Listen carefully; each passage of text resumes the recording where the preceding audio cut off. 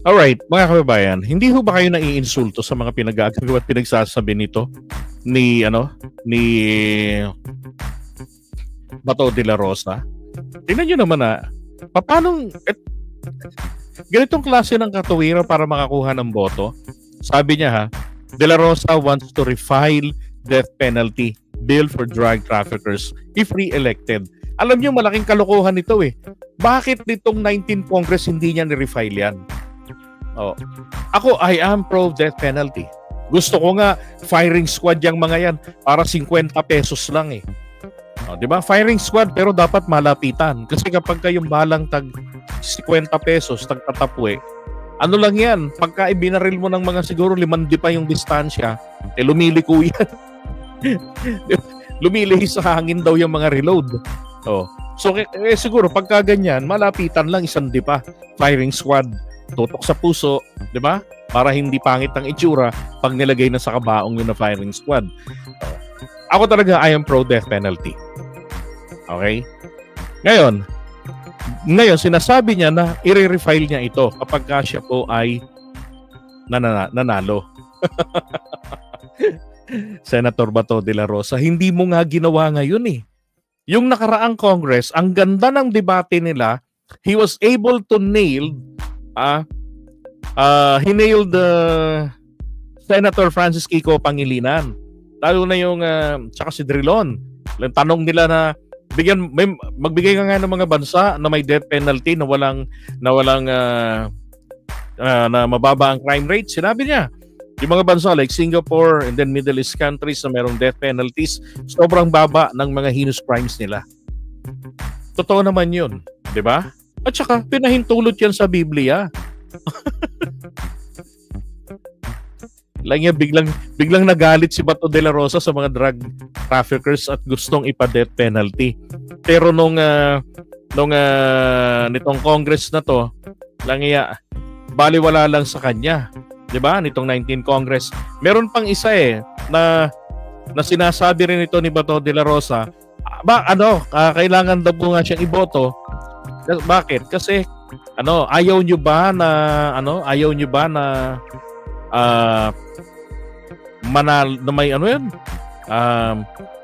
may manalong Bisaya. Ibig sabihin, siya yung magre-represent sa mga Bisaya.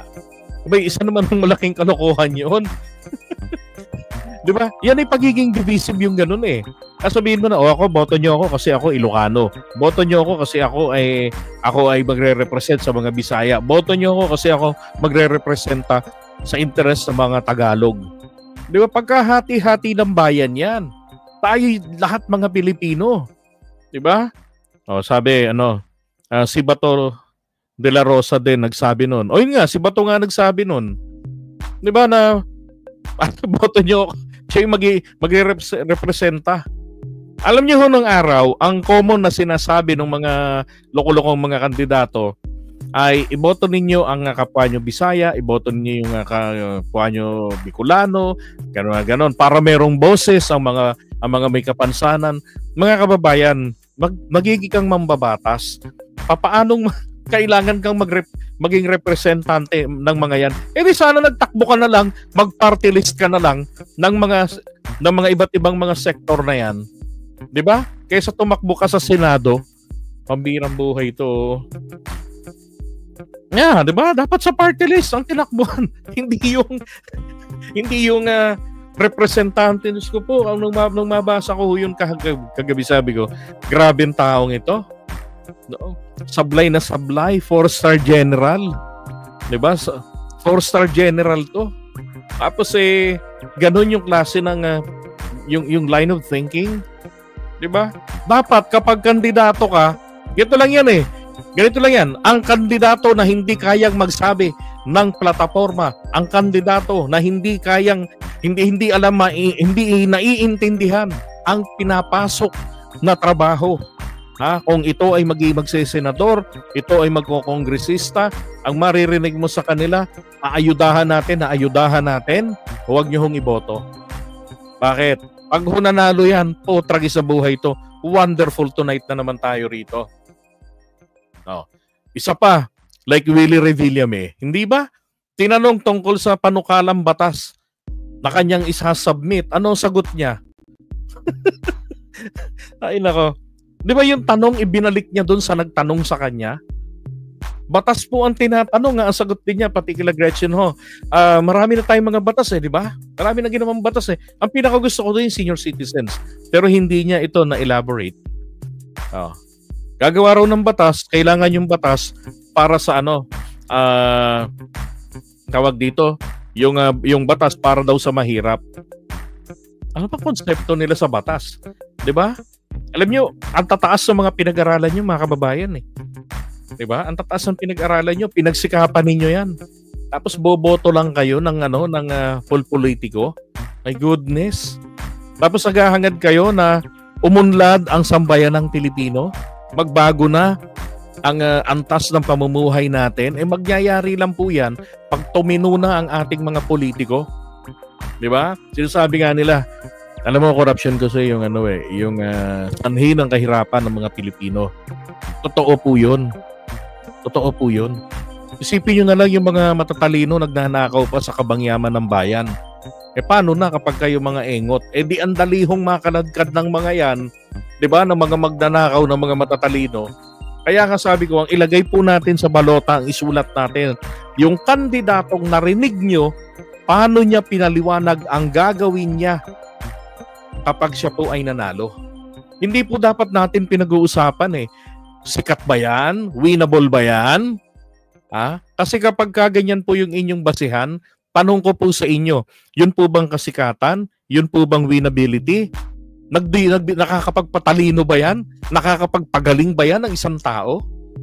Nakakapag-transform ba yan para maging superb sa kanyang performance, pagiging mambabatas o pagiging public servant?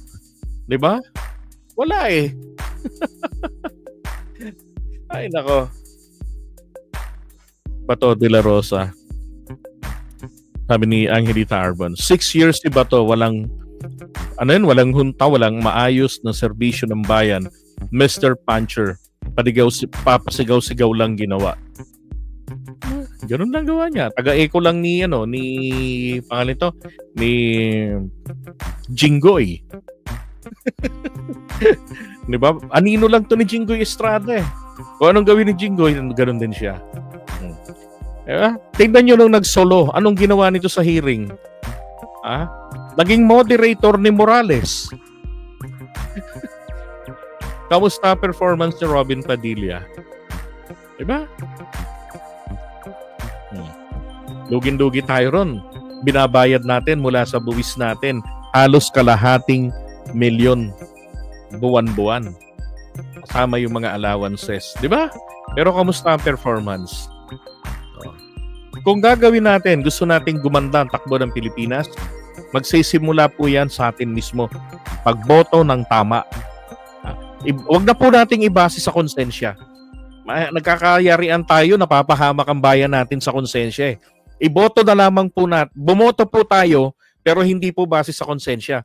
Bumoto po tayo base sa pangarap natin. Okay? Ako boboto ako dahil ang pangarap ko magandang Pilipinas. 'Di ba? 'Yun ang gusto kong mangyari. Di siyempre pag gusto mo magandang Pilipinas, hindi ka boboto ng kamote. 'Di ba? Lalo na yung mga subok na, yung mga proven ineffective sa trabaho, hindi mo na iboboto 'yan. 'Di ba? Ay nako. My God. Ano yun, sir? Kumain lang ang ginagawa ni Robin sa Senado. Walang ginawa kundi ngumat-ngat. Di ko pa makalimutan yung isang ginawang kalokohan yan. Nagpa-video ng kanyang putotoy. I know it was intentional. Diba? Saan ka ba nakakita na alam mo nagla-live styling ang asawa mo? Pupunta ka roon, naka-robe. Hindi ka naman nagsasalawal.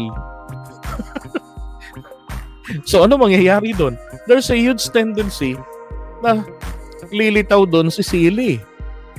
Meron ba siyang public apology about it? Wala. Because it was done naturally. It was done intentional. Nako. Kaya tama na, wag na nating Ayun, nag-glutadrip yung asawa doon sa Senado. Diba? Pwede namang hindi na ipakita sa feed, sa ano yun, i-upload sa Facebook eh. Diba? Hindi na kailangan. O di mag-glutadrip kayo mag-asawa. Sipsipin ninyo yun. Diba? Sipsipin nyo yung glutadrip. Oo. Pero hindi nyo, hanggang magkabangag-bangag kayo. hanggang sa masunog yung inyong mga atay at mamutla na kayo. Diba? Pambirang buhay. Tama ho, iboto po natin, hindi ho si wisely. Maging ano ho, wag na ho nating gamitan ng talino. Kwento ni Burgodoy, hindi effective yung vote according to your conscience. Kasi nakaka-consensya pag natanggap mo yung 1-5 eh.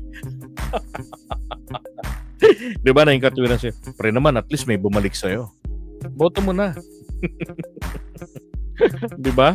Wag ganon. Ang ano na lang dito natin, boboto ako ayon sa aking pangarap. Ang pangarap ko, lumubog na ang Pilipinas. Magkasira-sira na ang bansang ito. Straight DDS. 9 para lumubog na ang Pilipinas. Pero kung ikaw naman ay matinong tao, nangangarap ka para sa iyong mga inapo in the future, aba, babase mo yung boto mo sa iyong pangarap para sa iyong mga inapo. Diba? So pag pumasok sa isipan mo yan, sina Bato, sina yung mga katulad ni Robin Padilla, Willie Revillame, Lito Lapid, Bong Revilla da Budots, diba? Isipin mo na, hindi ito ang mga taong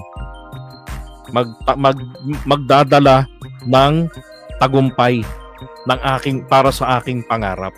Diba? Ganon. Ay nako. Kaya tanong ko nga sa inyo, hindi ba kayo naiinsulto sa mga taong ito? Lalo na yung may mga mataas na pinag-aralan? Lalo na yung mga nangangarap na maging maganda ang ating bayan? Lalo na siyempre sa mga Marcos loyalist. Di ba?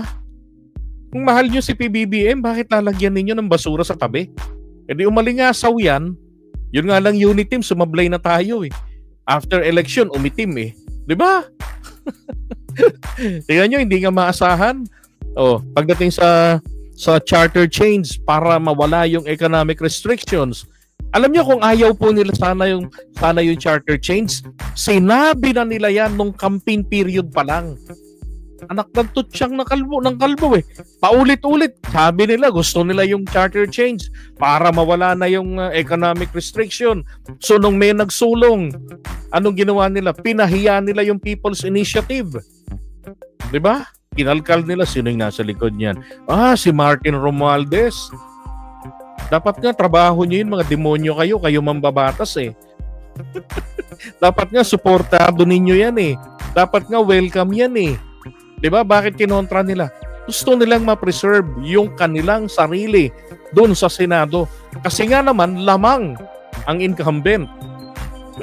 Tapos in the future, meron silang magiging magandang Senate building dyan po sa Taguig, sa BGC. Ay, nako mga kababayan. Diba? Yun na nga eh, di ba? Sayang no, sana hindi na lang tayo nakinig sa unit team. Sana binoto na lang BBM Soto. Yan ang choice ng mga ng Ilocania eh. BBM Soto eh. Sana yun na lang eh. Di ba? Ay nako. Alright, so iwan muna natin tong mga taong ito na nakaka-insulto. Diba? Pinaggagawa at pinagsasabi sa kampanya.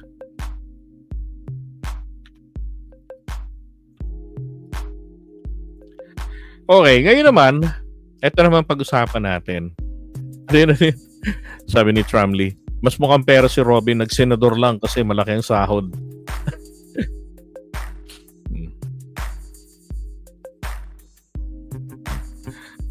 Ito, ako din, BBM Soto, sabi ni Priscilla Ramasamy, di ba? Tuto pa rin lang ang personal na pangarap. And, yung mga personal na pangarap, yun lang ang tuto pa rin ng mga yan. Alam niyo, iba kasi dyan, malaki ng kaligayahan sa mga naging senador na sila po'y tawaging honorable. Pero yung kanilang performance, nako, horrible. Diba? Nako, correct. Kamote lang yung boboto ng straight sa PDP laban. Ba't iboboto yung mga taksil? yung line up